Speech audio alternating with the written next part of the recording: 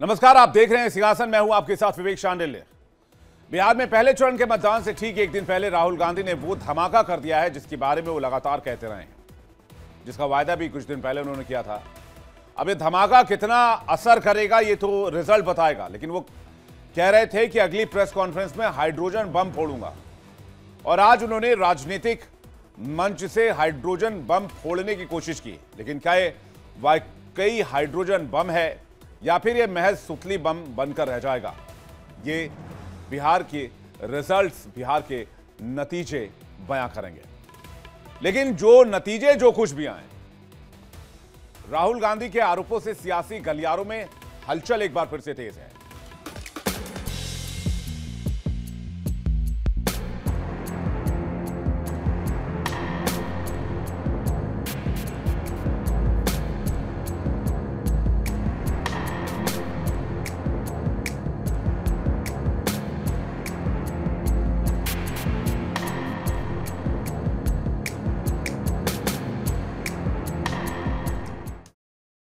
राहुल गांधी के आरोप क्या है ये आपको बताते हैं। राहुल गांधी ने आरोप लगाया कि बिहार में ऑपरेशन सरकार चोरी चल रहा है।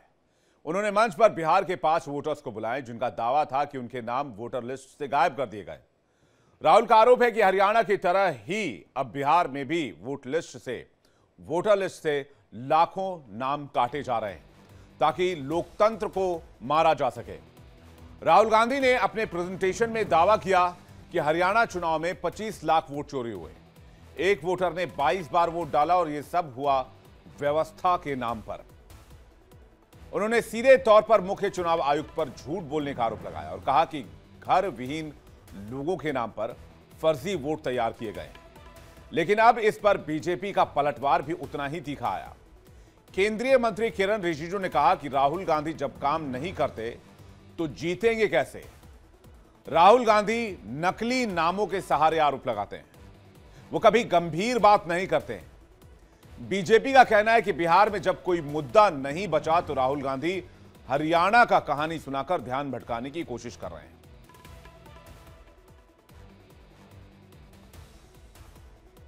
यही सिस्टम जो हरियाणा में लागू हुआ, उससे पहले महाराष्ट्र में, मध्य प्रदेश में, छत्तीसगढ़ में, यही सिस्टम बिहार में लागू होगा।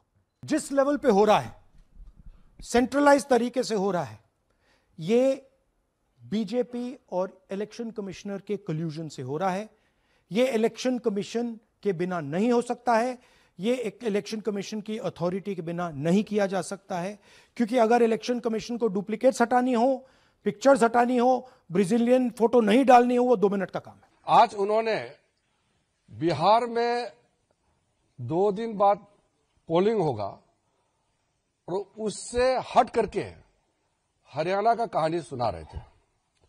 इससे साफ मालूम हो गया कि बिहार में तो कुछ बचा नहीं है, इसलिए ध्यान को भटकाने के लिए हरियाणा के इशू को लेके आ रहे हैं। और कुछ विदेशी महिला का नाम जिक्र कर रहे थे। वो अब चुनाव के समय वो विदेश जाता है, पार्लियामेंट चलते समय राहुल गांधी छुपके से कंबोडिया निकल जाता है, थाईलैंड निकल जाता है। बिहार में चुनाव प्रचार चल रहा है, वो कोलंबिया चले गए। तो वो विदेश जाते रहते हैं, तो उसको विदेश से जो उसको प्रेरणा मिलता है उसको लेकर के उसके कुछ टीम है, वो क्या तैयारी करते हैं उनको दे देता है, फिर आपका समय को बर्बाद करते हैं। उन्होंने हरियाणा चुनाव को लेकर के ये कहा कि एग्जिट पोल में कांग्रेस पार्टी जीत रहे थे। अरे एग्जिट पोल, ओपिनियन पोल में हमेशा आप डाउन हुए हैं। हम लोग 2004 में पक्का जीत गया ऐसा हम मान रहे थे, और एग्जिट पोल, ओपिनियन पोल पूरा बीजेपी एनडीए को क्लियर कट जिता रहे थे। लेकिन जब काउंटिंग हुआ तो हम हार गए। तो उस समय हमने तो रोना धोना नहीं किया, हमने इलेक्शन कमीशन को गाली नहीं दिया, हमने माना और हमने कांग्रेस और उनके जो यूपीए गठबंधन को हमने बधाइयां दी। बातचीत करने के लिए मेहमानों का बड़ा पैनल हमारे साथ जुड़ रहा है। अनिकेत झा प्रवक्ता बीजेपी हमारे साथ जुड़ रहे हैं, डॉक्टर राहुल यादव प्रवक्ता कांग्रेस हमारे साथ जुड़ रहे हैं, दिनेश पाल इस वक्त हमारे साथ जुड़ गए हैं प्रवक्ता आरजेडी, और किशोर कुणाल हमारे साथ जुड़ेंगे प्रवक्ता जेडीयू। आप सभी मेहमानों का बहुत स्वागत है और दर्शकों आपका भी एक बार फिर से स्वागत करते हैं। पहला सवाल मैं जल्दी से दिनेश पाल जी से ले लूं। दिनेश पाल जी, क्या आप भी इन आरोपों से सहमत हैं या आपकी लाइन कुछ अलग है इस मामले में? देखिए, आरोप सिर्फ आपको लग रहा होगा, लेकिन जब सामने प्रमाण प्रस्तुत हो तब फिर आप पता नहीं कैसे आरोप कह रहे हैं। आपके सामने आपने स्क्रीन पे लगाया है एक ही तस्वीर और 22 जगह पे नाम हो, तो ये तो साफ साफ लग रहा है कि नहीं, बहुत बड़ी गलती की है चुनाव आयोग ने। और चुनाव आयोग को जाके अलग से प्रेस कॉन्फ्रेंस करनी चाहिए और प्रदेश से माफी मांगनी चाहिए कि जो जिसलिए चुनाव आयोग का काम क्या है।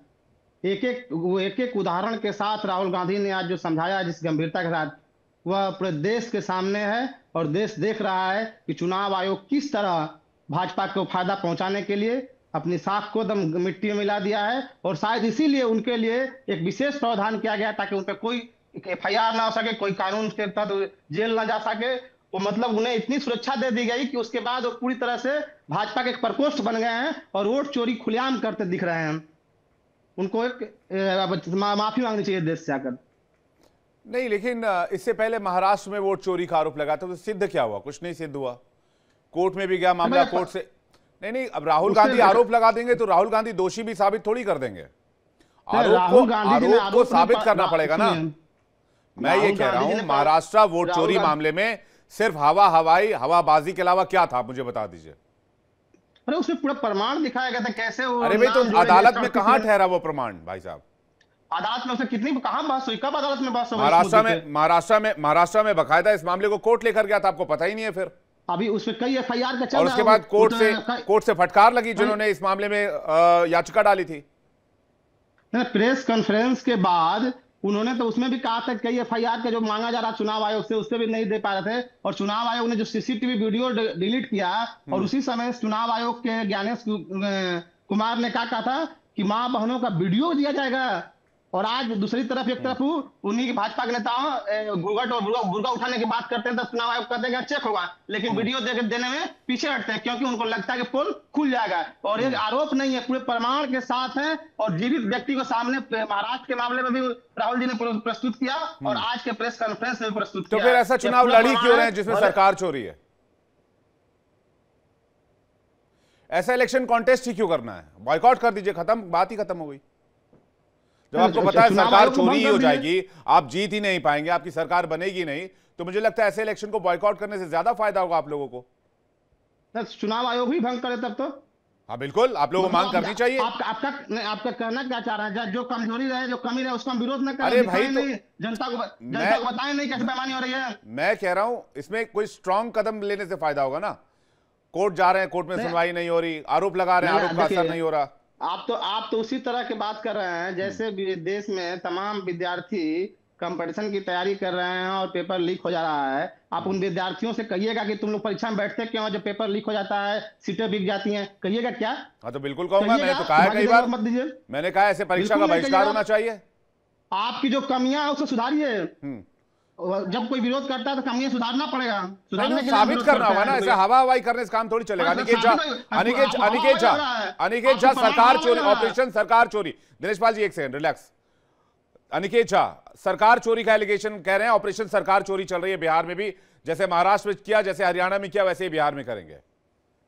तो झारखंड में हमने छोड़ दिया था क्या? झारखंड में हमने छोड़ दिया।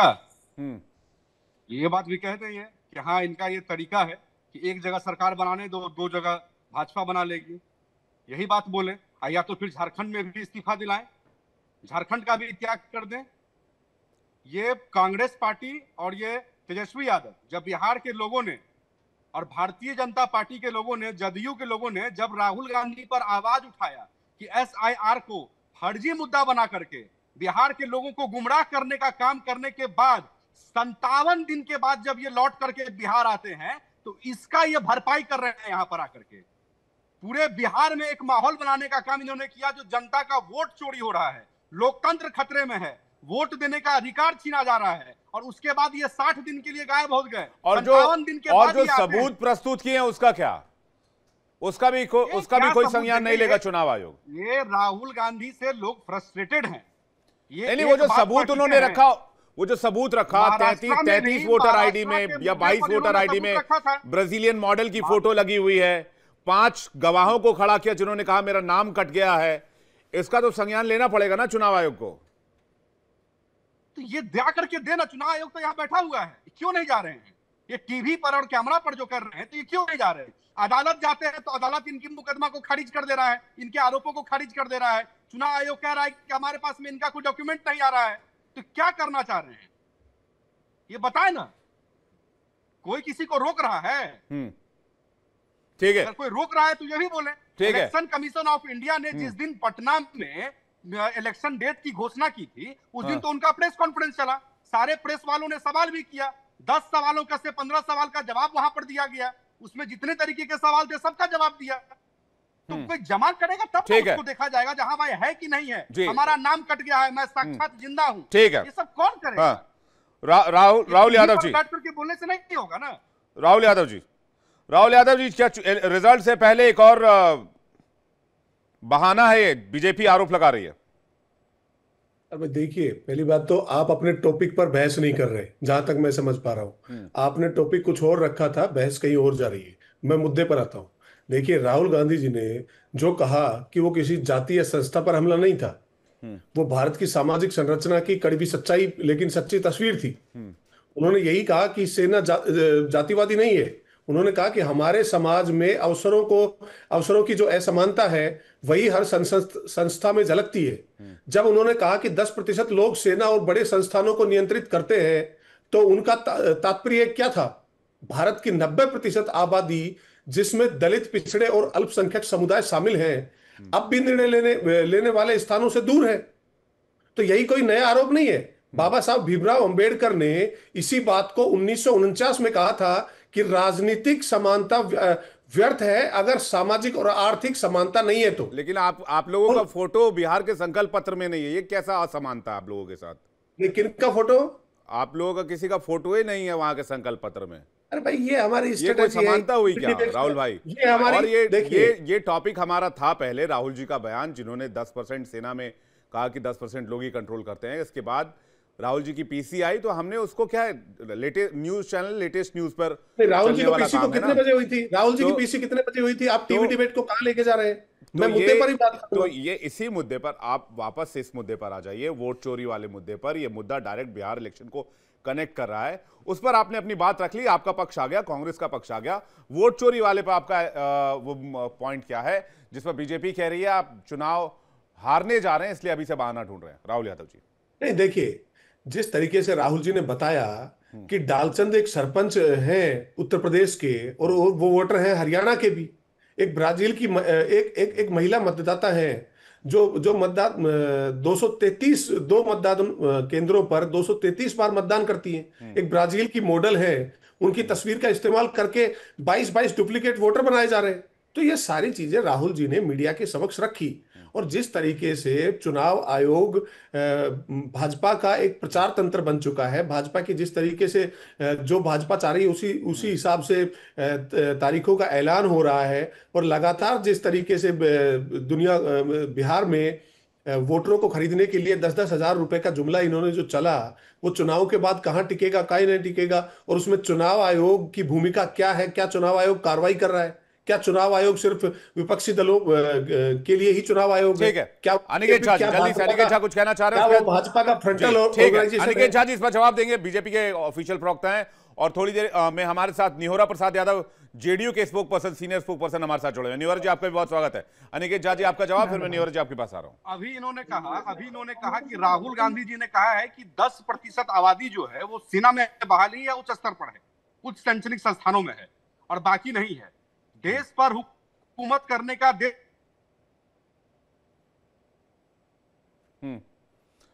अनिकेत झा जी, आपकी आवाज नहीं आ पा रही है, शायद आपका फ्रेम फ्रीज हो गया है। मैं निहोरा जी के पास आ रहा हूं। वोट चोरी वाला मामला, ये जो जिन एक बार फिर से बोतल से बाहर आ गया और बहुत सीरियस एलिगेशन है इस बार फिर से इलेक्शन कमीशन पर। निहोरा जी, विवेक जी, राहुल गांधी जी संवैधानिक संस्थाओं को डिफंड कराना चाहते हैं देश में।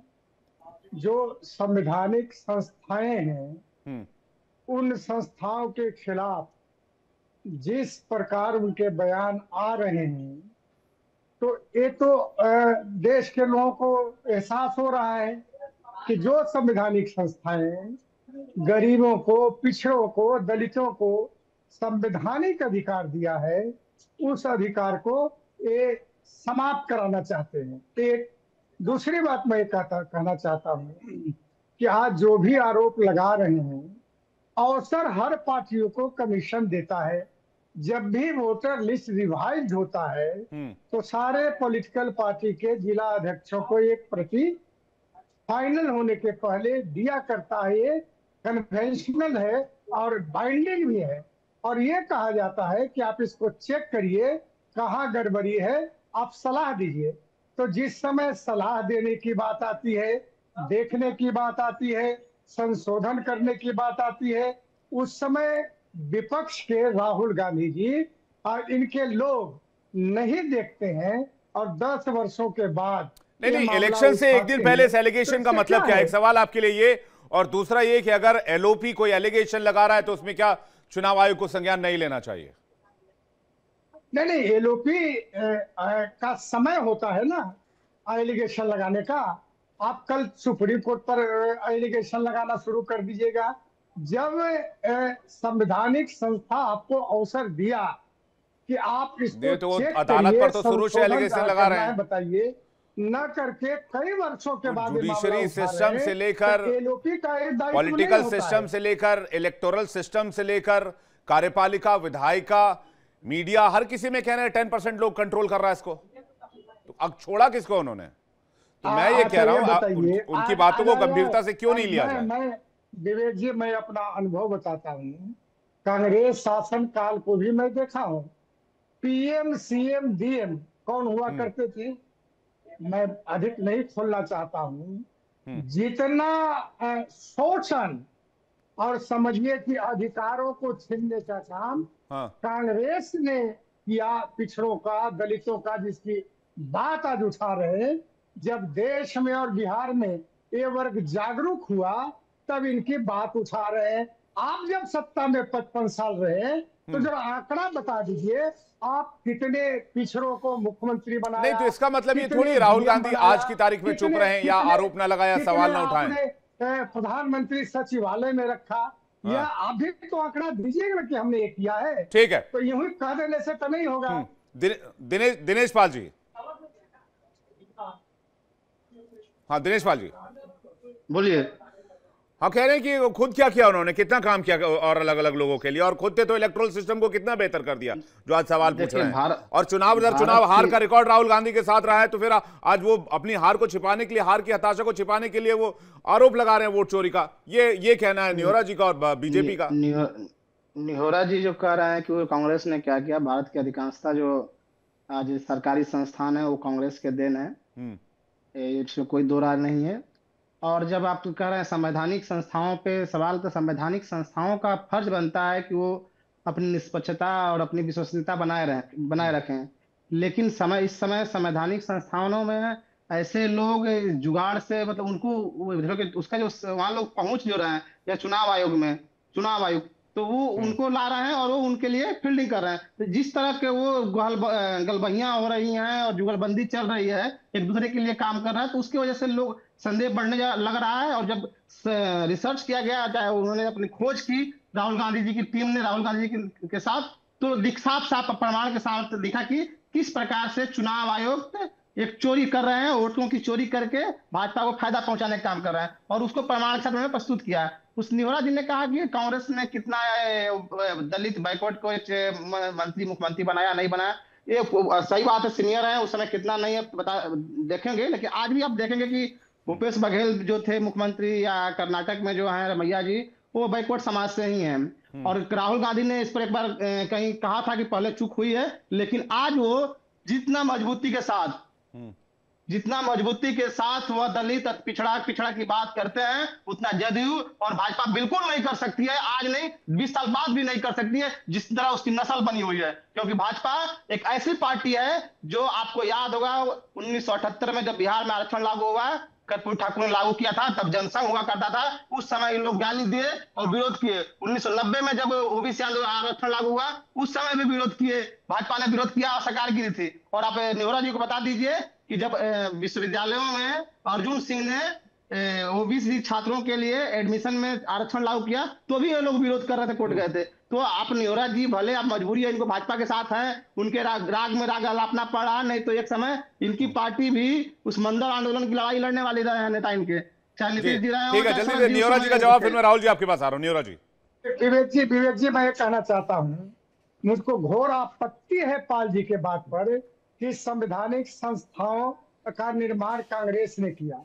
ये जो संविधान और संवैधानिक संस्थाओं का निर्माण डॉक्टर भीमराव अंबेडकर ने किया, संविधान निर्माताओं ने किया, कांग्रेस और राहुल ने नहीं किया।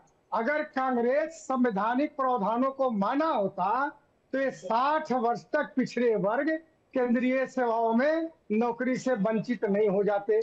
क्यों नहीं कांग्रेस ने पिछड़े वर्गों को केंद्रीय सरकार केंद्रीय नौकरियों में आरक्षण दिया? क्यों काका कालेकर को रिपोर्ट को नहीं लागू किया? क्यों मंडल कमीशन को लागू नहीं किया? हम पाल जी आप समझिए इस बात को कि जितना दबाया है कांग्रेस पिछड़ों दलितों को, शायद ही कोई दबाया होगा। जहां तक भी आप जदयू की बात करते हैं, जदयू भाषण नहीं करता है, काम करता है पिछड़ों के लिए, गरीबों के लिए, दलितों के लिए, सारे वर्गों के लिए। आप बताइए जरा, पिछड़े वर्गों के लिए जुडिशरी में आरक्षण किसने दिया? नीतीश कुमार ने दिया। पिछड़े वर्गों के महिलाओं को पंचायती और नगर निकाय में आरक्षण किसने दिया? नीतीश कुमार ने दिया। तो जो पिछड़े वर्ग और दलित हैं उनके आगे बढ़ाने के लिए हम लोगों ने काम किया। भाषण भले ही लोग कर ले कि हम ये करेंगे वो करेंगे, अरे भाई लेकिन अब तो ये कहा जा रहा है कि बैकडोर से सरकार बनाने की कोशिश कर रहे हैं आप लोग, पिछले दरवाजे से आने की कोशिश कर रहे हैं, वोटर्स के वोट काटे जा रहे हैं। पिछले दरवाजे क्या होता है? पिछले दरवाजे क्या होता है? जो देश में निजी लोग हैं, बिहार में निजी लोग हैं, अगर उसके लिए हम कार्रवाई करते हैं उसके भलाई के लिए, तो पिछड़ा दरवाजा क्या होता है? अगर उसके लिए काम किया तो सारे वर्गों के लिए काम किया हमने अपर कास्ट के लिए भी काम किया, मुसलमानों के लिए भी काम किया। कोई ऐसा वर्ग नहीं है जो बिहार में छूटा है काम से। कोई अगर कह दे कि हमारा वर्ग को छोड़ दिया गया। अंत में एक लाइन हम कहना चाहते हैं, पाल जी को अभी बहुत अनुभव नहीं है। जिस समय मंडल कमीशन की स्थापना हुई थी, अब मंडल जी चेयरमैन बने थे, तो हर राज्यों में एमपी से राय लेने राज्यों में जाया करते थे। बिहार में भी आए, लेकिन एक बार 3 बार आए, एक बार लालू यादव जाकर कमीशन को अपनी सलाह नहीं दिया। ये है इनके लालू यादव, इनके नेता पिछड़ों के हितैषी। एक नहीं अनेकों मामला ऐसे बता सकते हैं कि जहां पिछड़ों की बात आई, तो आप कह रहे हैं ये लोग हिट एंड रन करते हैं, इनके पास एविडेंस नहीं होता। राहुल यादव जी से इसका जवाब चाहेंगे, फिर हमारे साथ। नहीं, मेरे पास एविडेंस है, कहिएगा मैं दिखा दूंगा। नहीं, आपको नहीं, आपने जो कहा कि चुनाव आयोग बार बार मौका देता है, लेकिन कभी कोई गया नहीं चुनाव आयोग के दरवाजे पर, ये कहने के लिए हमारे पास ये एविडेंस है। राहुल यादव जी इसके बाद इसका जवाब, फिर मैं अनिकेत झा जी से लास्ट रिएक्शन के लिए आ रहा हूं। राहुल यादव जी,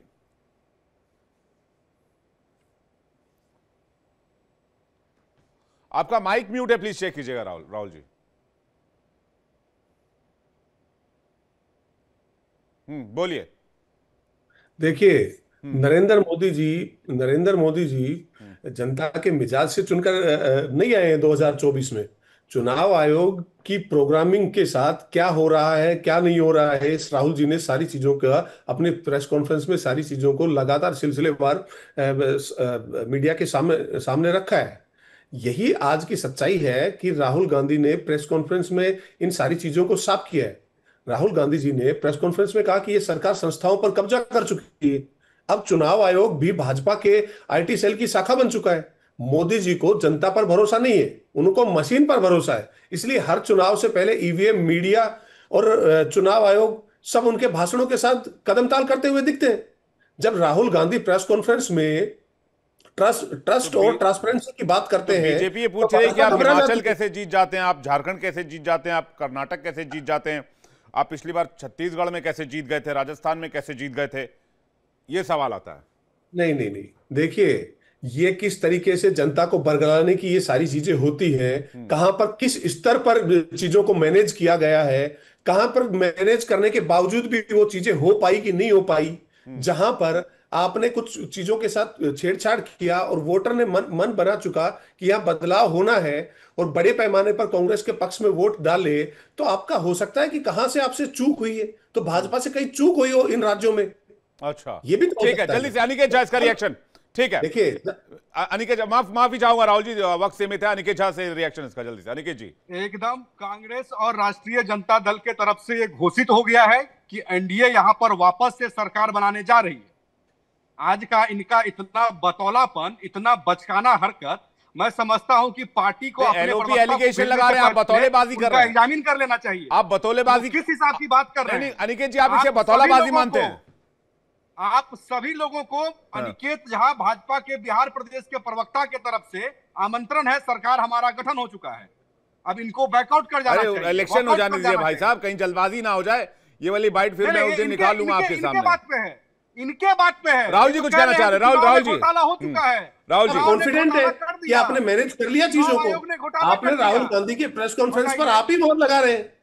बताइए भाई, चुनाव के नतीजे आने से पहले और वोट डलने से पहले आपने खुद ने ये तो कबूल कर लिया। बोल रहा हूं कि ये जब सर्वे आया है तब से ये लोग बौखला गए। एक चीज तो साफ है कि अगर चुनाव में एनडीए जीत गया तो ये एलिगेशन वापस से सामने आएगा और कांग्रेस इस पर बड़ा दांव खेलेगी। कम से कम ये साफ होता नजर आ रहा है। बहरहाल, आप सभी मेहमानों का बहुत बहुत शुक्रिया हमारे साथ जुड़ने के लिए और अपना कीमती वक्त देने के लिए बहुत बहुत धन्यवाद। बहुत बहुत शुक्रिया दर्शकों, आपका भी धन्यवाद। लेकिन बिहार चुनाव में एक बात साफ है, अगर तो महागठबंधन जीतता है तो फिर इलेक्शन कमीशन और ईवीएम को क्लीन चिट होगी।